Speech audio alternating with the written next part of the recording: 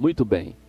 Queridos, o avivamento, chamado Avivamento da Rua Azusa ou Azusa Street, ele foi um grande divisor de águas dentro do cristianismo protestante.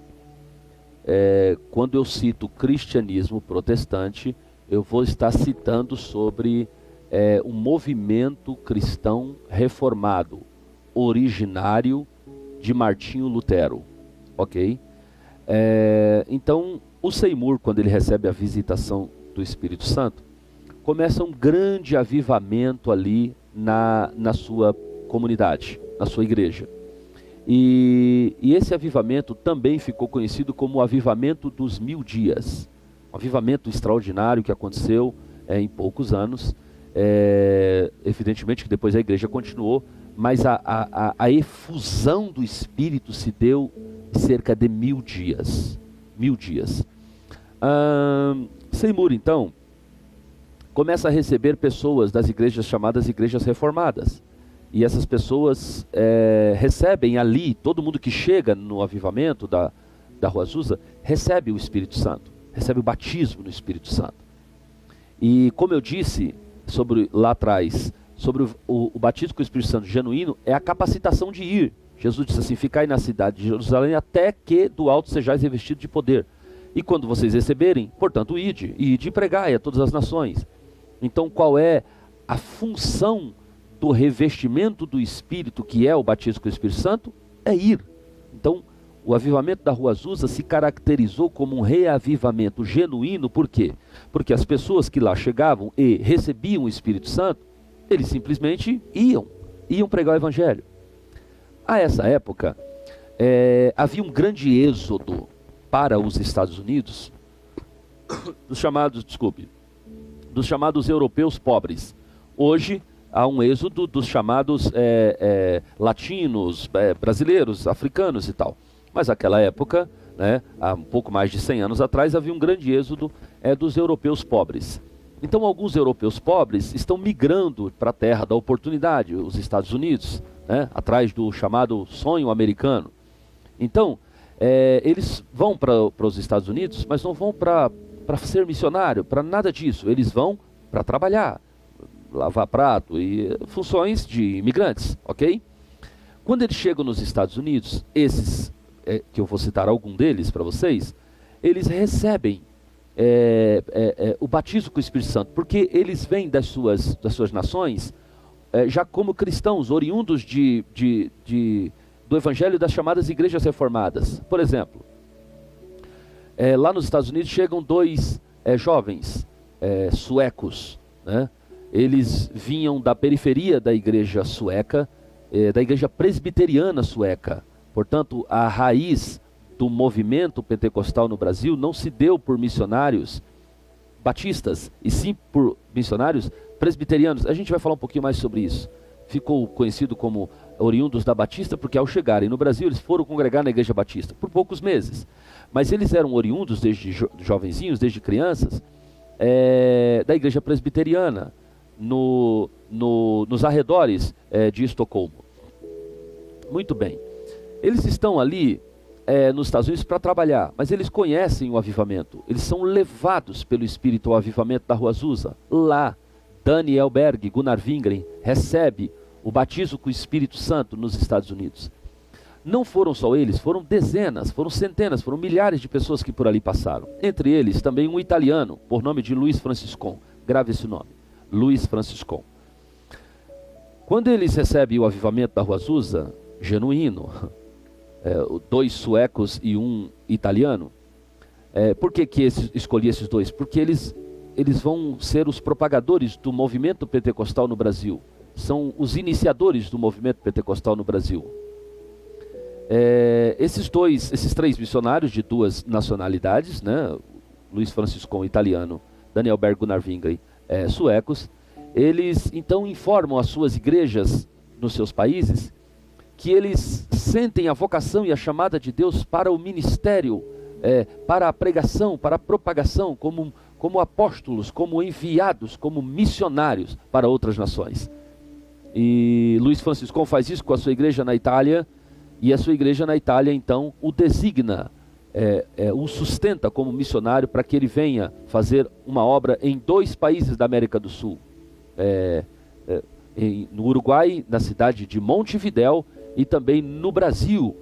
E Luiz Franciscon então vem para o Brasil no ano de 1910, mais especificamente no mês de março de 1910, chega ao Brasil um jovem missionário italiano chamado Luiz Franciscon, italiano, oriundo do movimento legítimo do reavivamento da Rua Azusa.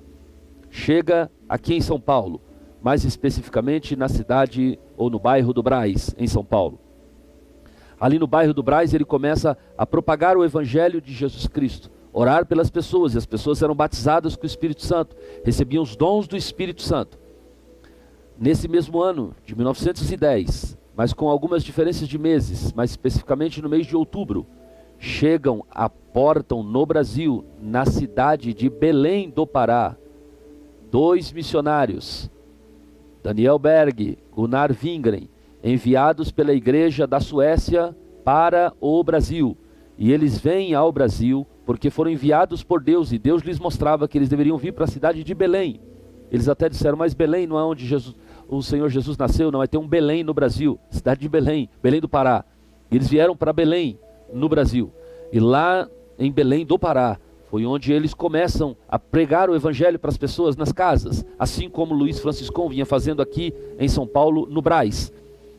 Luiz Franciscon aqui no Brás está fazendo a mesma obra que Daniel Berg e Gunnar Wingren está fazendo em Belém do Pará, porque ambos são frutos do mesmo reavivamento. A mesma chama espiritual legítima que tem no coração dos 2 missionários suecos em Belém do Pará é a mesma chama legítima, fruto do mesmo reavivamento que bate, que arde no coração de Luiz Franciscon aqui no bairro do Brás, em São Paulo. Daniel Berg e Gunnar Wingren resolvem lá em Belém do Pará, assim que depois de passar alguns meses na Igreja Batista e orarem pelas pessoas, e levarem as pessoas nas casas a orar, e eles receberam o batismo com o Espírito Santo, eles foram gentilmente convidados a se retirarem da Igreja Batista. E eles começam então um pequeno movimento numa casa, e eles denominam esse movimento, o nome dessa igreja. O primeiro nome da Igreja Assembleia de Deus não foi Assembleia de Deus, foi Missão de Fé Apostólica. Foi o primeiro nome da Igreja Assembleia de Deus, Missão de Fé Apostólica. Então esses missionários começam a orar pelas pessoas, muitas curas espirituais, batismo com o Espírito Santo, toda aquela liturgia espiritual que acontecia na igreja primitiva está sendo agora replicada na igreja brasileira, nessa igreja chamada de Missão de Fé Apostólica. No ano de 1910 eles chegam ao Brasil, a partir de 1911 eles começam a Missão de Fé Apostólica. Então, eles estão batalhando, eles estão lutando pelo reino de Deus e propagando o movimento pentecostal no Brasil. No mesmo tempo, aqui em São Paulo, já há um grupo de pessoas importantes ali no Brás, que se reúne para cultos. Estão sendo curado muitas pessoas estão sendo salvas, muitas pessoas estão recebendo dons espirituais. As mesmas evidências que acontecem nos cultos de Daniel Berg e Gunnar Wingren no Pará está acontecendo aqui no Brás com o missionário Luiz Franciscon. O missionário Luiz Franciscon então resolve também, assim como os missionários de lá, abrir uma igreja. E a igreja que eles abriram no Brás se chamou Congregação Cristã do Brasil. Congregação Cristã do Brasil. Essa mesmo que nós conhecemos aos milhares de templos espalhados pelo Brasil. Portanto, o que é história é história. Normalmente a gente diz que o primeiro movimento pentecostal no Brasil é as Assembleias de Deus. Mas historicamente, o primeiro movimento pentecostal no Brasil, apesar de ser no mesmo ano, mas no mês de março, é a Congregação Cristã do Brasil. Alguns poderão pensar, mas como assim a Congregação Cristã do Brasil é um movimento pentecostal? O credo da Igreja Congregação Cristã do Brasil é exatamente o mesmo credo da nossa igreja. Há apenas algumas variações, poucas, e eu digo que são até pueris, bobas, né? De nomenclatura. Eles não aceitam a nomenclatura de pastor, porque Cristo é o sumo pastor, e adotaram a nomenclatura de ancião. Sobre a questão do dízimo, eles acreditarem que o dízimo é algo do Antigo Testamento, mas eles dão mais do que o dízimo por conta do ofertório ser uma parte importante na Igreja Congregação Cristã do Brasil, que faz dela uma grande construtora de templos, tão poderosa quanto a Assembleia de Deus e outros ministérios. São pequenas variações, mas doutrinalmente eles são muito parecidos com a nossa igreja, ok? Até porque são oriundos do mesmo movimento pentecostal. Infelizmente eu vejo pessoas tão com a mente fechada a ponto de tratar o outro como primos, como bobagem. Os missionários são oriundos de um mesmo movimento, ok? Um cristão inteligente, um teólogo que estuda a palavra de Deus, jamais vai embarcar no pensamento, digamos assim, comum da maioria das pessoas. Não é verdade. Acreditamos que a Congregação Cristã do Brasil é sim um movimento pentecostal legítimo. Eu já estudei sobre isso, inclusive. Frequentei mais ou menos uns 6 meses a Congregação Cristã do Brasil, porque ela foi tema do meu TCC há 21 anos atrás, quando eu fiz o bacharel em teologia. Ou seja, o credo da Congregação Cristã do Brasil é um credo, pelo menos nas chamadas doutrinas fundamentais, exatamente igual o nosso credo. Crê em Deus, Pai, Filho e Espírito Santo, espirituais, profecia, crê nos anjos, como a nossa crença, crê no arrebatamento da igreja, crê na purificação, crê na santificação. Ou seja, as bases doutrinárias fundamentais para a fé são as mesmas.